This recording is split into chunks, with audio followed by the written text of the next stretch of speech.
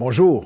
Aujourd'hui, nous sommes dans Matthieu, le 2e chapitre, et notre thème, les bénédictions de l'obéissance. Dans un instant.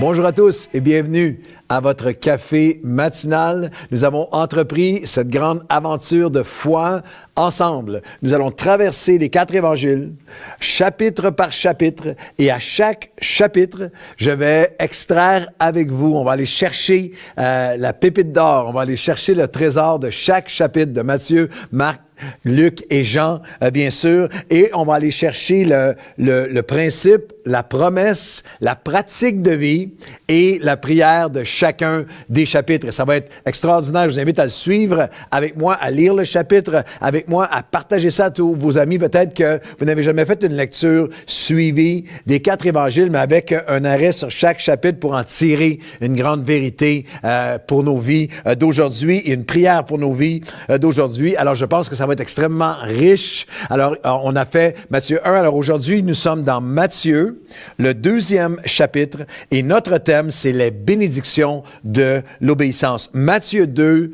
est un chapitre d'obéissance. On va voir ça ensemble dans un instant. L'obéissance à Dieu est un outil tellement puissant. L'obéissance à Dieu va toujours vous garder avec une longueur d'avance. On va voir ça dans un instant. Un pas d'avance sur notre ennemi. L'obéissance va toujours produire un flot de bénédictions insoupçonnées. L'obéissance à Dieu vous placera toujours au bon endroit, au bon moment, exactement où Dieu vous veut pour accomplir ce que lui a préparé. C'est comme ça que je veux vivre ma vie, au bon moment, au bon endroit pour accomplir ce que Dieu veut que j'accomplisse. Lorsque nous n'obéissons pas, lorsqu'on est délibéré, endurci dans une sphère de nos vies, dans la désobéissance, nous retenons, littéralement, nous avortons, nous retenons, nous empêchons tout ce que Dieu a préparé pour nous. Désobéir de manière systématique dans l'endurcissement envers Dieu est la même chose, équivaut à lui dire littéralement, à lui demander de ne pas donner, à éteindre toutes les bénédictions qui se rattachent à son appel et à toute la richesse de sa destinée pour nous. Ce n'est pas seulement une perte, la désobéissance, ce n'est pas seulement une perte terrible, mais c'est un immense danger. Nous retrouvons et découvrons plusieurs pensées sur l'obéissance dans Matthieu chapitre 2 et on commence avec cette première pensée que l'obéissance nous permet d'adorer malgré l'agitation. Matthieu chapitre 2 et les versets 1 et 2. Jésus étant né à Bethléem en Judée au temps du roi Hérode, voici les mages, les magi d'Orient, arrivèrent à Jérusalem et dirent, où est le roi des Juifs qui vient de naître, car nous avons vu son étoile en Orient et nous sommes venus pour l'adorer. Et au verset 3 de Matthieu chapitre 2, le roi Hérode, lui, ayant appris cela, fut agité, fut troublé, et tout Jérusalem était agité, était troublé avec lui. C'est une première vérité extraordinaire, c'est que l'obéissance à Dieu, nous ne sommes jamais parfaits dans notre obéissance, mais l'obéissance sincère envers Dieu, un désir de lui obéir, nous permet une adoration, avec toute la paix que l'adoration peut nous procurer, une adoration malgré l'agitation ambiante, l'agitation d'une pandémie qui se prolonge, l'agitation qui prend place à toutes sortes de niveaux dans notre société ou même dans ta famille, dans ta vie, à ton travail, dans toutes sortes de sphères autour. L'obéissance, mon cœur est droit envers Dieu. Je marche avec un cœur sincère, encore une fois imparfait, mais un cœur sincère devant lui permet une adoration, permet de transcender l'agitation autour. Et le contraire est vrai. La désobéissance systématique nous rend vulnérables à l'agitation extérieure. C'est alors que l'agitation extérieure nous envahit et vient nous troubler, et encore plus. La désobéissance provoque et nourrit une agitation intérieure.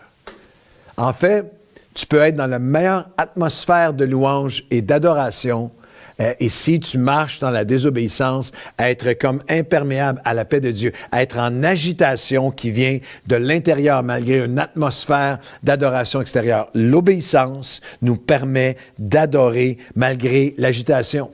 La deuxième pensée, c'est que l'obéissance nous permet de nous approprier et d'accomplir les promesses de Dieu. De les voir.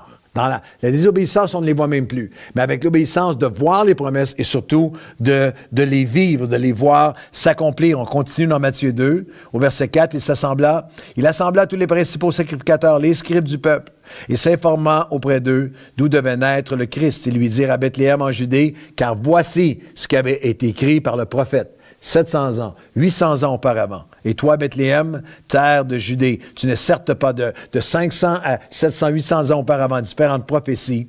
Et toi, Bethléem, terre de Juda, tu n'es certes pas la moindre entre les principales villes de Juda, car de toi sortira un chef qui paîtra Israël, mon peuple. C'est assez magnifique de voir que les mages, en obéissant à la direction et à la volonté de Dieu dans ce long périple de plusieurs mois, si ce n'est de quelques années, dans ce long périple d'obéissance, avec aucune garantie, une obéissance à suivre étape par étape, la direction, l'étoile, la direction que Dieu leur donnait, était en train d'accomplir. C'est l'obéissance qui a permis d'accomplir. Ils étaient tellement loin, mais leur obéissance leur permet de voir et d'accomplir ce que ceux qui étaient là, scribes et pharisiens, et qui connaissaient la parole sur le bout de leurs doigts, qui l'avaient mémorisée, étaient complètement aveugles à ce qui était si près d'eux.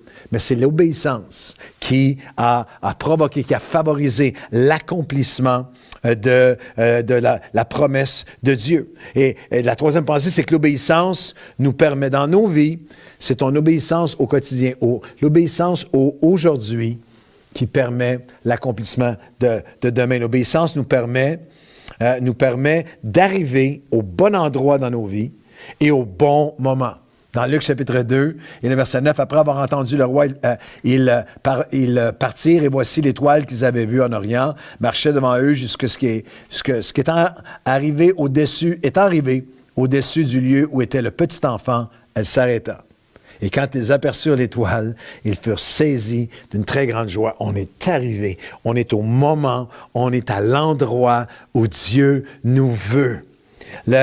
Seulement l'obéissance me donne accès à la bénédiction d'être à l'endroit dans les plans de Dieu. Le chronos du temps passe, mais le kairos des temps accomplit. Maintenant, je suis à l'endroit où Dieu me veut. Je suis au moment où Dieu... Je ne suis pas en train de devancer Dieu, d'être en retard sur lui, d'être à côté de ce que lui fait.